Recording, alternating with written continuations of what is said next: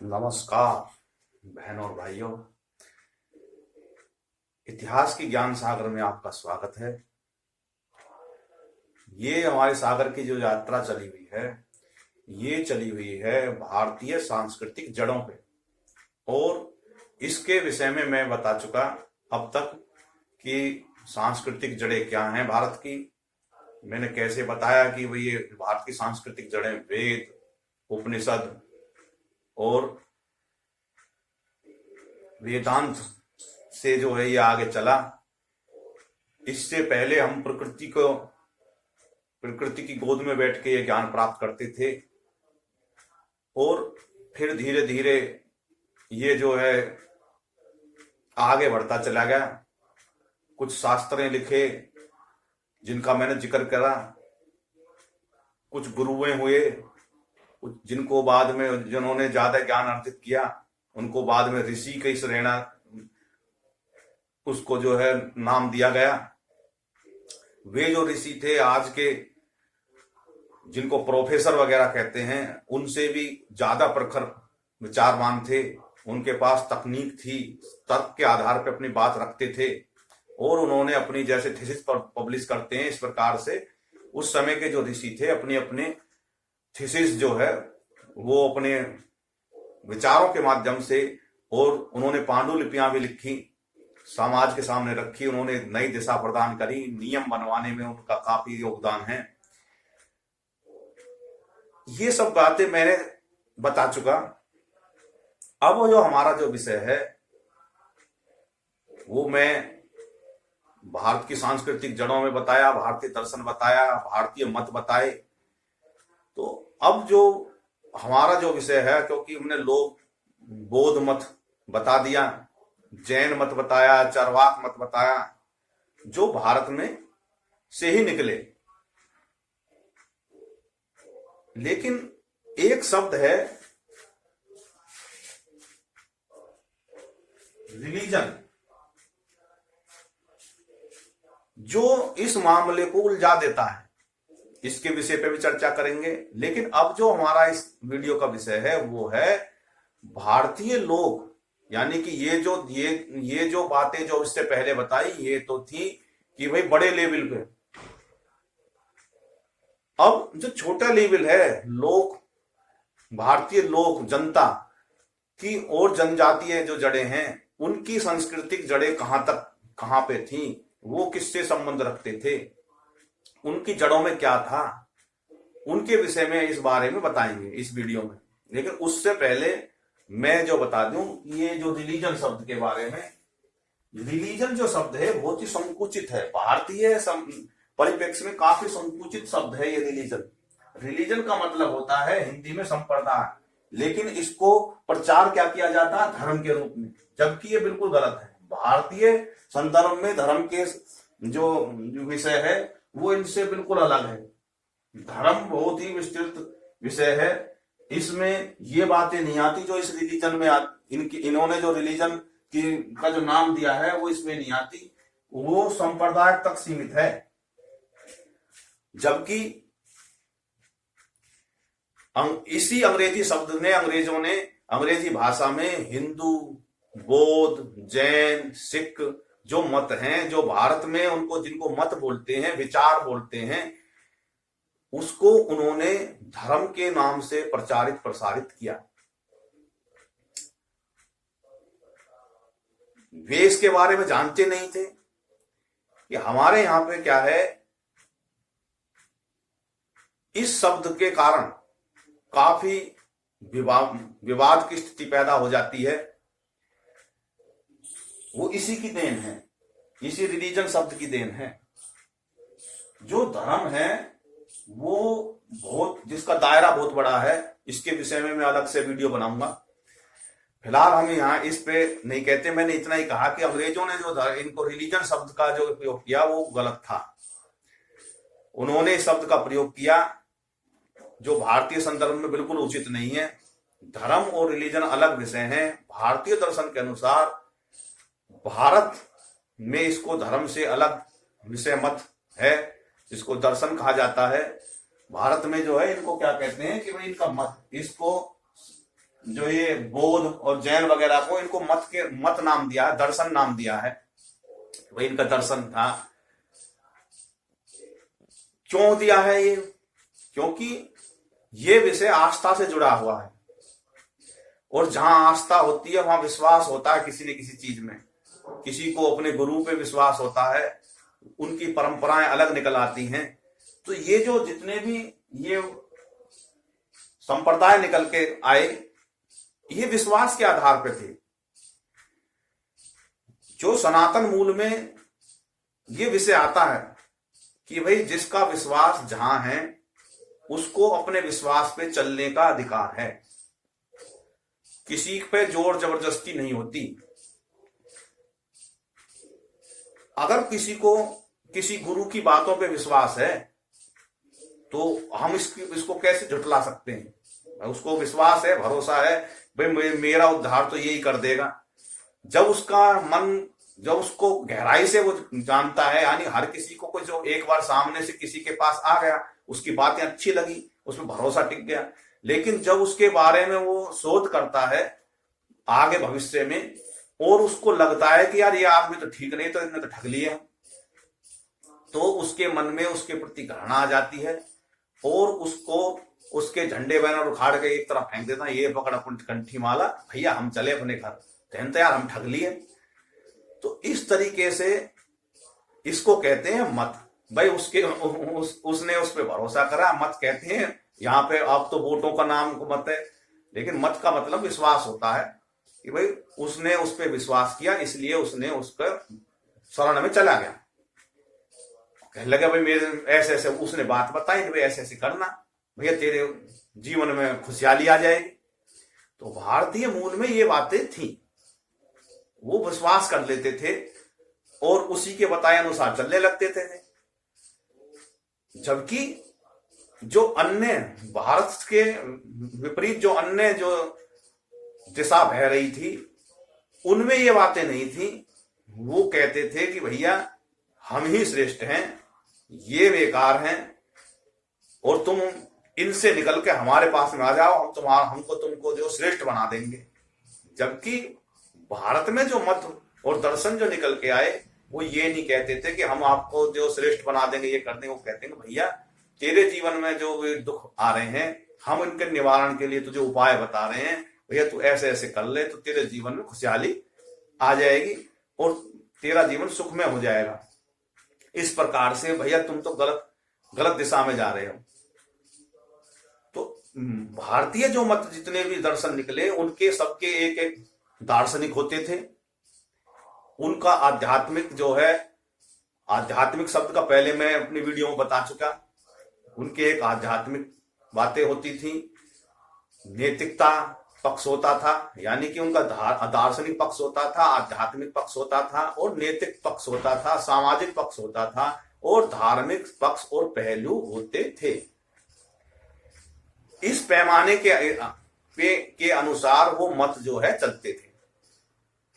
जबकि जो रिलीजन विषय है एक सीमित दायरे में ही रहता है, उसमें ये बातें नहीं आती, वो सीमित दायरे में ही रहता है, और अपना जो है बस जो हमने कह दिया ये हमारे हैं मानने, वो केवल भगवान के विषय में ही तक सीमित है। वे पूजा ऐसे करो, भगवान की अपनी बातें भगवान तक इस तरीके से पहुंचाओ, उससे जुड़ जाओ, उसी को ही जो है रिलीजन शब्द के अंदर डाल दिया। जबकि भारत में जो मत और दर्शन होते थे, उसमें ये बातें नहीं होती थी इस तरीके की, जैसे उन्होंने कहा केवल इस पैमाने पर जो आ गया उसमें तो होती थी। सबकी अपनी संस्कृति होती, सबका अपना अपना आध्यात्मिक पक्ष है, सबका अपना अपना सामाजिक पक्ष है, धार्मिक पक्ष है और दार्शनिक पक्ष है, और तर्क के आधार पर एक दूसरे से बहस करते थे, चर्चाएं करते थे, जो कमियां होती थी उसे सुधारते रहते थे।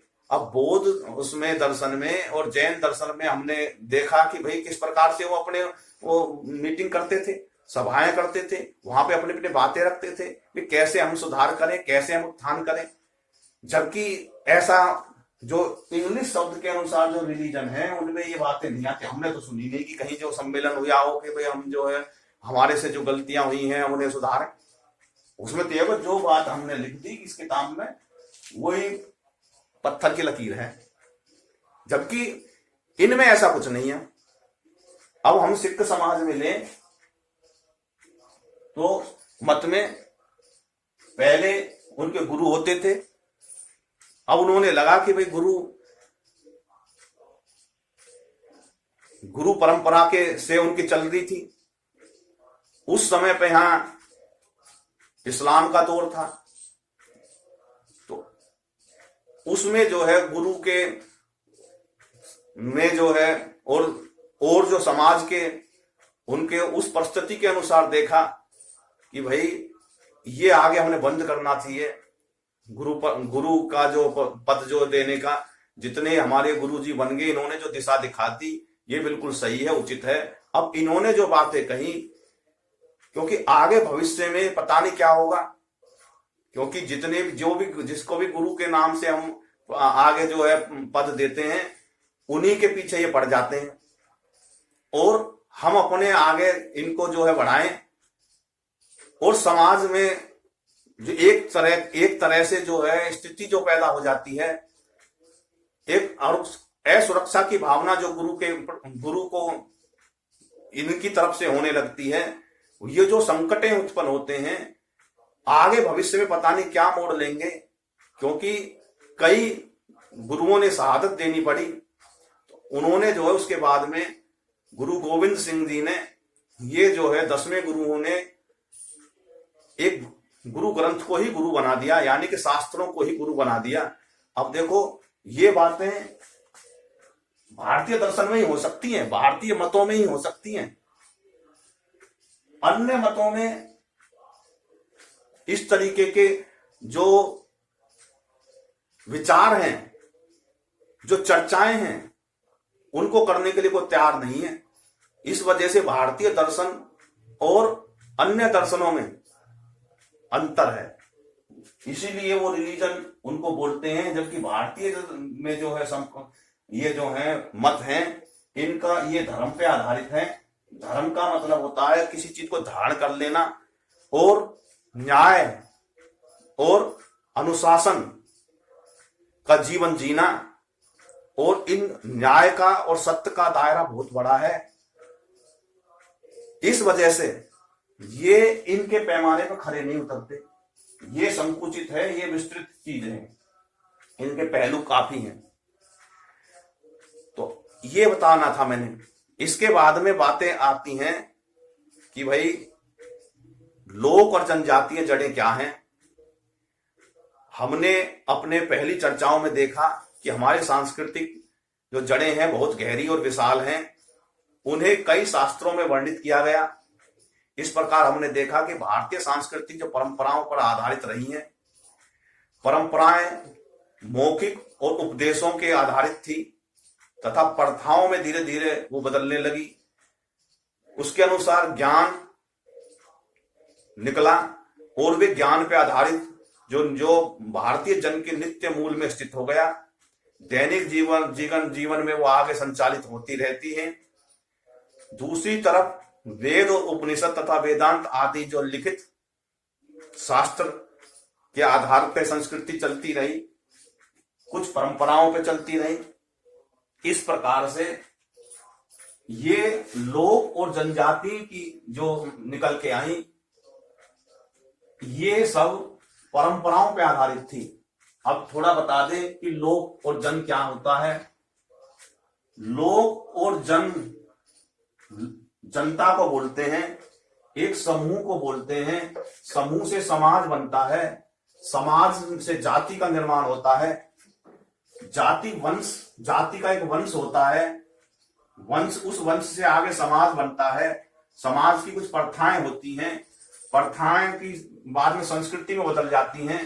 उस संस्कृति के कोई देवता होता है, उसका रहन सहन होता है, उसमें विवाह वगैरह किस प्रकार से किया जाएगा, उसके त्योहार कुछ उत्सव होते हैं, उसकी भाषा होती है, भाषा की अपनी लिपि भी हो जाती है। उनका फिर बाद आगे प्रशासन, जब आगे समाज बढ़ता है तो उसका प्रशासन संभालने के नियम कायदे बन जाते हैं। उनकी संपत्ति वगैरह होती है।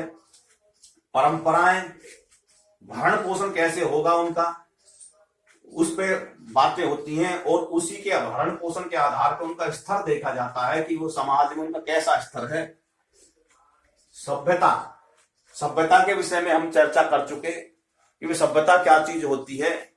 सभ्यता में ये कोई छोटी विषय नहीं, सभ्यता में सारी चीजें आती हैं। कोई व्यक्ति कहाँ रह रहा है, किस स्तर से रह रहा है, क्या पहनता है, क्या खाता है, कैसा व्यवसाय है, खाने का जरिया क्या है, स्रोत क्या है, इन सब के आकलन के आधार पे किसी को कहा जाता है कि ये सभ्य है या असभ्य है। उसके स्तर जो निरंतर चलता रहता है, इस प्रकार से सभ्यता का निर्माण होता है। इन पे वर्षों लग जाते हैं। अब इस पे आगे बढ़ते हैं कि मैंने बताया प्रथा, समाज से, जाति से आगे प्रथा। प्रथा में दो बातें होती हैं, नियम होते हैं कुछ और परंपराएं होती हैं। और संस्कृति के बारे में मैंने बताया कि देवता रहन सहन और व्यवहार वगैरह के आधार पर उनके रहते हैं। देवता का जो विषय है वो विश्वास पे है, यानी कि जो उनकी मदद करता है। समाज में ऐसा बातें होती हैं कि कोई व्यक्ति जो उनके समाज को जितना ज्यादा मदद करता है उसको वे कहते हैं तो यार देवता के समान है। जब उनके समाज में जब वो व्यक्ति जीवित अवस्था में होता है तब भी उसका मान सम्मान होता है, और जब वो इस संसार को छोड़ के चले जाता है उसके बाद में भी उनकी जो संतानें होती हैं उसको याद करती हैं और उसको अपना जो आगे, क्योंकि समाज में अलग अलग धारणाएं होती हैं, उसको अपना कुल देवता तक भी बना लेती हैं। जैसे राजस्थान में जाहर वीर हैं और मध्य प्रदेश में और महाराष्ट्र में खंडोबा देवता के नाम से जानते हैं। वो उनके समाज में पैदा हुए और उन्होंने जो है उस समय के जो दुर्जन लोग थे, असुर वगैरह थे, उनका नाश किया और उसके बाद में वो उनके कुल देवता हो गए। उसी प्रकार से बिरसा मुंडा, वो जनजाति में भगवान के रूप में माने जाते हैं। उन्होंने अपने समाज के उत्थान के हेतु अनेकों कार्य किए, लड़ाइयां लड़ी और अंग्रेजों के खिलाफ भी उन्होंने काफी संघर्ष किया, तो वो भगवान के रूप में आज माने जाते हैं। इसी प्रकार से संत रविदास हैं और संत कबीरदास हैं। ये जो हैं अपने समाज में उस समय पैदा हुए, उसके बाद में जब वो संसार से निर्वाण हो गया उनका, उसके बाद में उनको जो है वो भगवान की शरण जो है संज्ञाएं दी जाती है। तो मेरा कहने का मतलब है कि ये सब चीजें जो देवता का निर्माण जो होता है वो ये नहीं है कि भाई इंद्र ही आएगा या अग्निदेव ही आएंगे। समाज में से कुछ जो है नीचे से उभर के आते हैं, उनमें गुण ऐसे हो जाते हैं कि वो समाज के रक्षक बन जाते हैं और बाद में उनको पूजने लगते हैं। उनके जीते जी भी पूजते हैं, उनके मर जाने के बाद में भी उनको पूजा जाने लगता है। उनके मन में ये भाव आते हैं, उनके प्रति समर्पण ऐसा आ जाता है कि भाई लोग उनको सम्मानित की दृष्टि से देखते हैं और ये मानते हैं कि भाई हमारा मदद भी ये बाद में भी ये कर रहे हैं और जो करते रहेंगे। उनके भाव उनके ऐसे जुड़ जाते हैं, इस प्रकार से देवता बन जाते हैं। और देवताओं का स्वरूप ये नहीं है कि भाई मनुष्य ही हो, कोई वृक्ष को भी देवता मानने लगते हैं, किसी पहाड़ को देवता मानने लगते हैं, क्योंकि उनकी रक्षा वही कर रहा है, उनको जड़ी बूटी प्रदान कर रहा है। उन ये मान के चलते हैं कि ये हमारी रक्षा करते हैं, यहाँ पे देवता वास करते हैं, इसलिए पूरा पहाड़ ही हमारा देव है। कोई वृक्ष को मानता है, तो ये भारत के मूल में ही हो सकते हैं, अन्य नहीं, क्योंकि भारत में विश्वास के आधार पर ही देव देवताओं के निर्माण होते हैं। जो जिसकी बात पूरी करे वही देवता। उसके बाद में उनका रहन सहन का हिसाब बन जाता है कि भाई उनकी परिस्थिति के अनुसार कैसे वस्त्र पहने, कैसे वो श्रृंगार करें, कैसे आभूषण पहने। अब शहर का आदमी तो शहर की तरह से के रहन सहन होगा, गांव का गांव के हिसाब से परिस्थिति के अनुसार, क्योंकि खेती बाड़ी भी करनी, सब करने, तो कपड़े उस हिसाब से पहनेंगे जो उनके सब हिसाब से सूट करें। पहाड़ी आदमियों के वस्त्रों अलग प्रकार के होंगे, और जो बर्फीले एरिया में रहते हैं उनके रहन सहन के वस्त्र बर्फीले एरिया के हिसाब से होंगे। रेगिस्तान में रहने वालों के वस्त्र उनके परिस्थिति के अनुसार से होंगे। तो जंगलों में रहने वालों के या पहाड़ों में रहने वालों के भी रहन सहन उनकी परिस्थिति और वहां के स्थान के अनुसार ही होते हैं। अब कोई कहने लगे साहब ये ऐसे कैसे कपड़े पहन रहे हैं, अब जम्मू कश्मीर के एरिया में या पहाड़ी बर्फ वाले एरिया में जाके हम जाके अरे यार इतने ऊंचे नीचे कोट पहने रहते हैं, अरे बड़े बड़े शीत खा रहा है इनका। जब वहां पर रहने लगेगा हमको लगेगा हाँ वाकई में ये हमारी जरूरत है। तो इसी हिसाब से वस्त्र और परिधान का जो वहां के चयन करते हैं वो परिस्थिति के अनुसार करते हैं। यही उनकी संस्कृति बन जाती है, यही संस्कृति का निर्माण हो जाता है। फिर भाषा और लिपि, अब वो अपनी भाषा अपने किस प्रकार से निर्माण करते हैं ये भी उनकी संस्कृति के अनुसार, और उनकी जो लोग उनके बड़े बूढ़े बोलते थे उन्हीं के हिसाब से ही उनके जन्म से जन्म चालू रह जाती है। अब ये जो एरिया है ब्रज में रहे, और ब्रज एरिया की जो भाषा है वो कितने दिन से चलती आ रही है, ऐसी ही भाषा। कुछ तो यहाँ पे लोग बाग परेशान हैं अपने बच्चों के, भाई ये ऐसे कैसे बोलते हैं, क्योंकि जब समाज के दूसरे लोग वहां से आते हैं तो उनका उपहास करते हैं। जो अपने को गौरवान्वित समझते हैं वो तो अपने को गौरव मानते हैं, हम अपनी बात बोल रहे हैं, भाषा बोल रहे हैं, ये हमारे बड़े बूढ़े बोलते थे। कुछ उसको हीन भावना में ले जाते हैं, तो कहते हैं क्या अब क्या बोल रहा है, आज शांत मत बोलना है, ऐसे मारूंगा तुझे मैं, इस प्रकार की बातें करते हैं। तो ये जो भाषा जो है कोई अपनी लिपि बना लेता है। अब बात आती है जब समाज निर्माण हो जाता है इस हिसाब से, जैसे मैंने बताया कि कोई जिस स्थान पे आके बस गया किसी भी कारणवश, और उसने वहां पे जो है परिवार बढ़ाना शुरू कर दिया, अपना आवास बना लिया, और धीरे धीरे उनकी जब संख्या बढ़ने लगती है तो उनका एक कुल बन जाता है, कुल का वंश हो जाता है, वंश का कोई रक्षक हो जाता है जिसको देवता बोलते हैं। इस हिसाब से वो अपने उस दायरे में अपना जीवन यापन करने लगते हैं।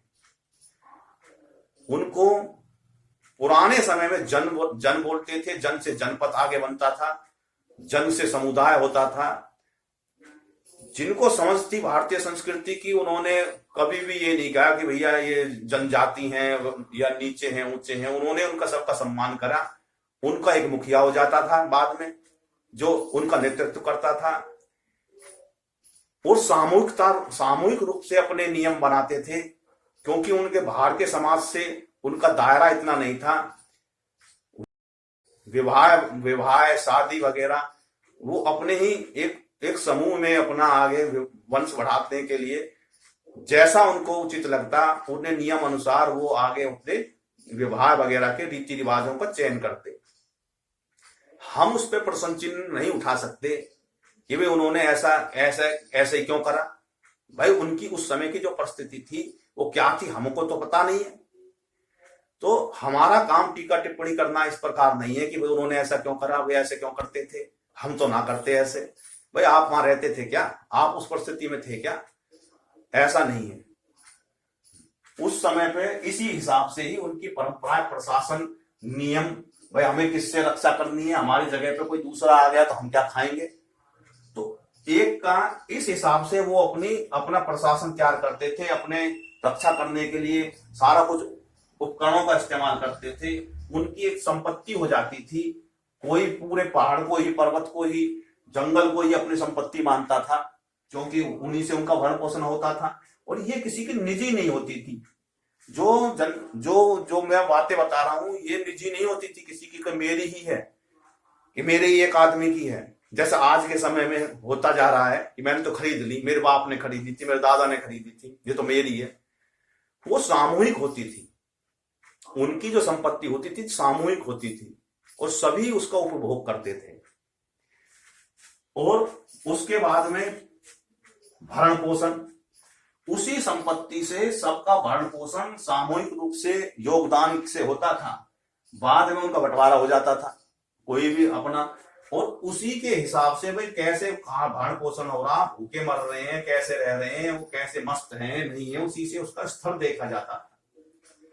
अब एक साथ ये सभी की सभी भगवान राम के समय भी ये सब थी, श्री कृष्ण के समय भी थी, और उन शास्त्रों में ये बताया गया है कि उनके राजा होते थे बड़े, उनका जो और भी जो नगर जो सम्राट होते थे उनमें उनकी प्रतिनिधित्व होता था, समय समय पे उनको बुलाया जाता था और उनसे उनके संबंध होते थे, बड़ा मान सम्मान होता था। तो वे नीचे कैसे हो गए भाई? नीचे कैसे हो गए भाई? जिनको पता नहीं थी, जो बाहर से लोग आए, उन्होंने एक साथ अपना ज्ञान फैलाना शुरू कर दिया। 19वीं सदी में यानी कि 1800 सन में अंग्रेज इंग्लिश काल था, उन्होंने इतिहास लिखना शुरू किया, क्योंकि उनका अपना स्वार्थ था कि इनको कैसे जो है इनके समाज से कट ऑफ करें, क्योंकि वे बहादुर लोग थे, उनसे पार नहीं पड़ी, तो उन्होंने सोचा कि इनको समाज से काट देते हैं, क्योंकि पहले तो इनकी पहुंच राजाओं तक थी, अब हम इनको जो है इस हिसाब से करते कि समाज से ही काट देते हैं। तो उन्होंने संकुचित सोच अपनाते हुए उनका आकलन किया, जिसमें उन्होंने उनको हीन, आदिम और असभ्य बताया।